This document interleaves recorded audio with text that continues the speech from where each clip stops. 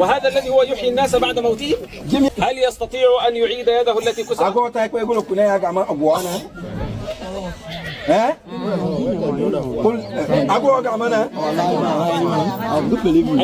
نعم. لماذا لم يعد يده التي كسرت؟ لم يحن الوقت. وهذا الذي هو يحيي الناس بعد موتهم. وهذا الذي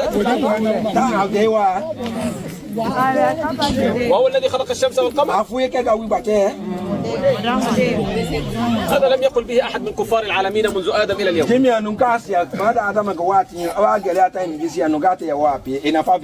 كل الذين كانوا يعبدون الأصنام والأوثان من آدم إلى اليوم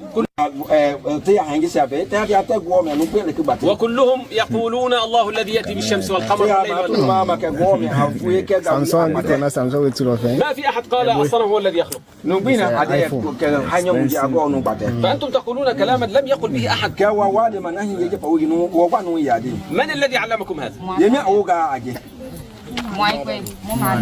قلنا أجدادهن علموهم أن هذا هو الذي يأتي بالليل والنهار؟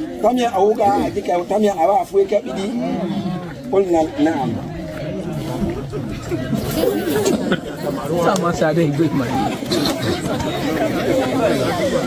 أهل القرية هؤلاء أصحاب الأصنام قالوا قولهم، هل أهل القرية يقولون بقول هؤلاء؟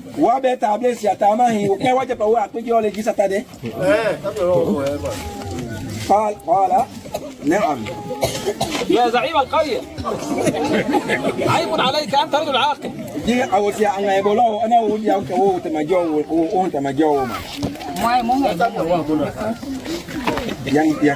ينفعون من هذا. هل هنا مسلمون في القرية؟ قال لا. الشيخ هذا من القرية؟ لا، من قرية أخرى. هذه القرية ليس فيها مسلمون. قال هذا من كلمة. هذا ليس من القرية. نعم. ما في مسلم واحد هنا في القرية؟ مسلم واحد هنا.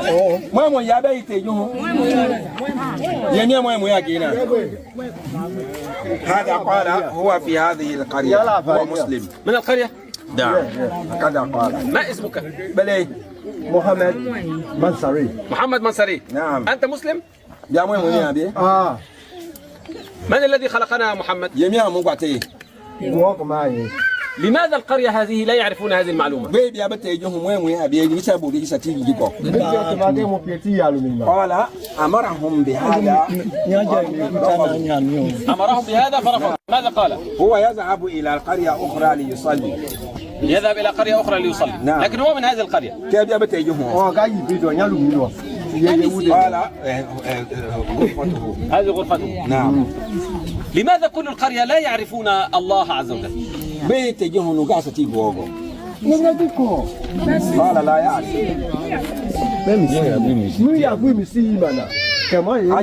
عجز أن يأمرهم بهذا. أمرهم مرارا وتكرارا. يعني مثلا نأخذ شابة كهذه صغيرة.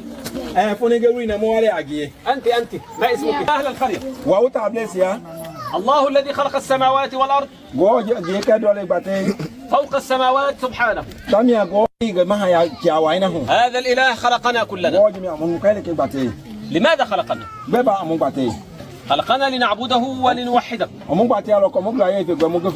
وهذا الإله العظيم له أسماء كثيرة، منها الله، الرحمن، الرحيم، الملك، القدوس، السلام. أسماء كثيرة لهذا، ولكنه واحد أحد. هذا الإله لم يلد، ليس له أولاد، وهو لم يولد، هو خالق كل شيء، ليس له زوجة، ليس له شريك في الملك. لا أحد يشاركه في ملك هذا العالم.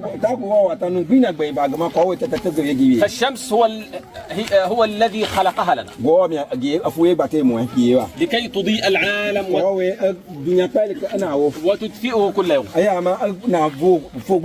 وهو الذي يأتي بالليل ليستريح الناس، وهو الذي يشرق النهار ليذهب الناس إلى أعمالهم وليبتغوا من فضله. وهو الذي خلق الناس ذكرا وأنثى لينتجوا هذا الكم الكبير من بني آدم. وهو الذي يخلق الماء في السحاب لينزله علينا، والبحار والأنهار. هو الذي خلق كل ذلك، وهو الذي عبأها بالماء وجعلها ينابيع في الأرض. وتلك الأشجار الجميلة الله الذي أنبتها لنا، وهو الذي أمرها أن تنبت وسخرها لنا.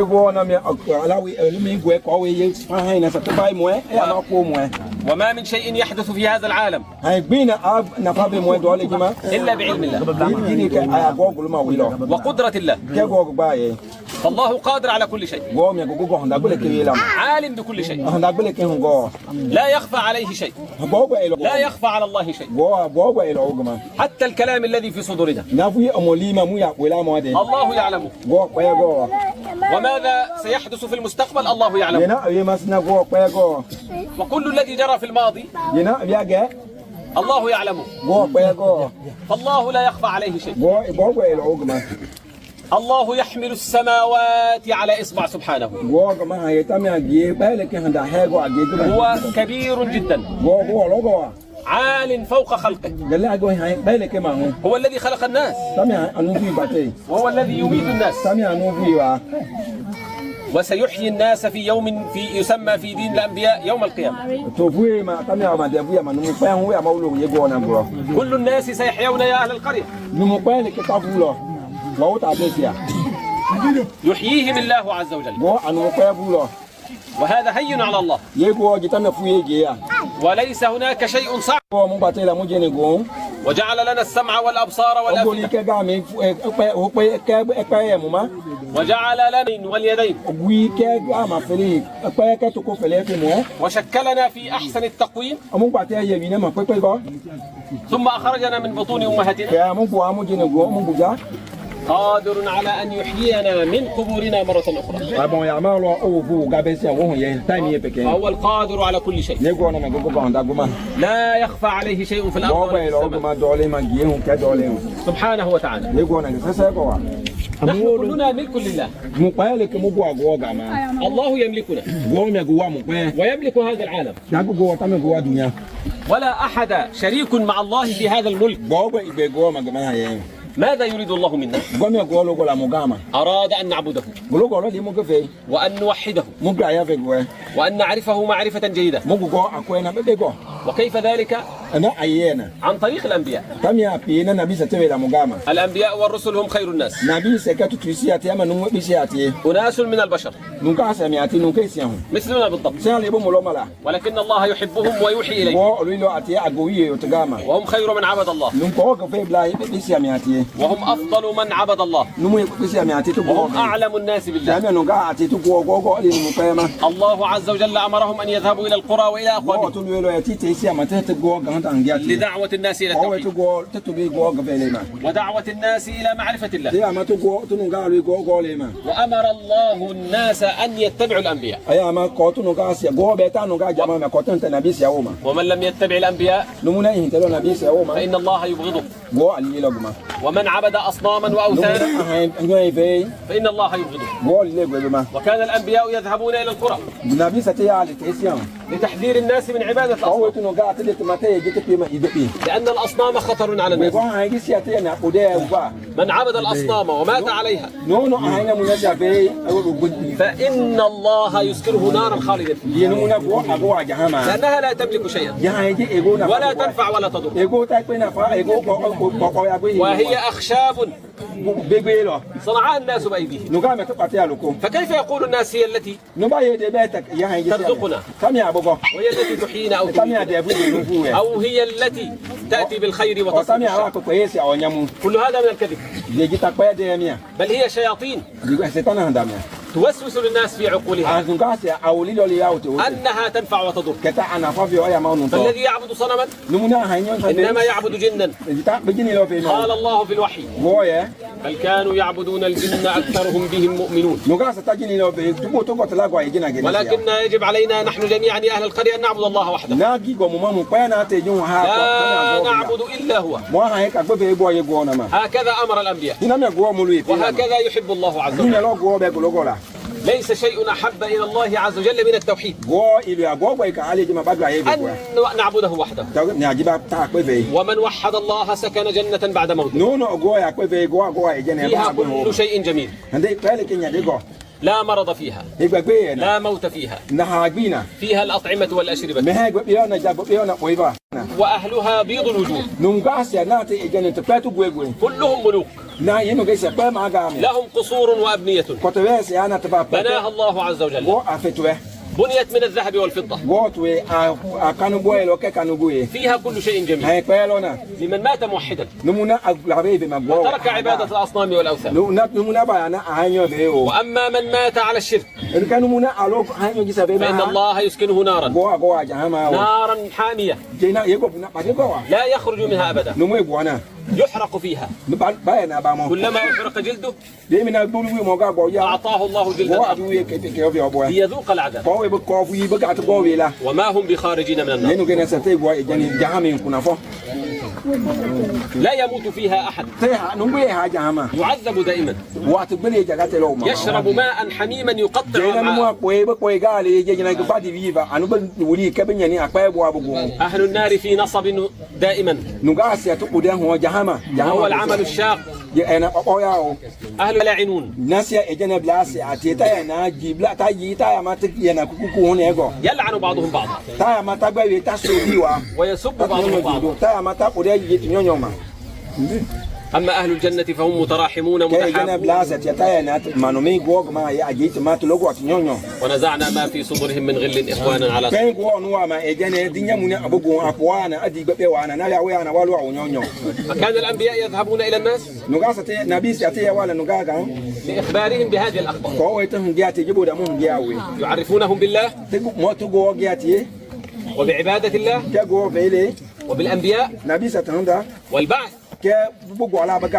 ويوم القيامة والجنة والنار. هذا الذي يدعو الناس، هذا الذي يدعو الأنبياء إليه الناس. فماذا ترون يا أهل القرية؟ هل تريدون أن تكونوا على ما كان عليه الأنبياء والرسل أم تريدون أن تبقوا على الشرك والوثنية؟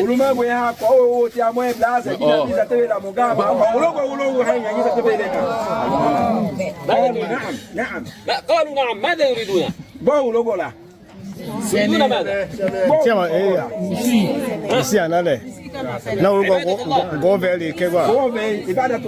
تريدون ماذا؟ عبادة الله. نعم. قالوا تعبدون الله وحده الذي يقدر على كل شيء.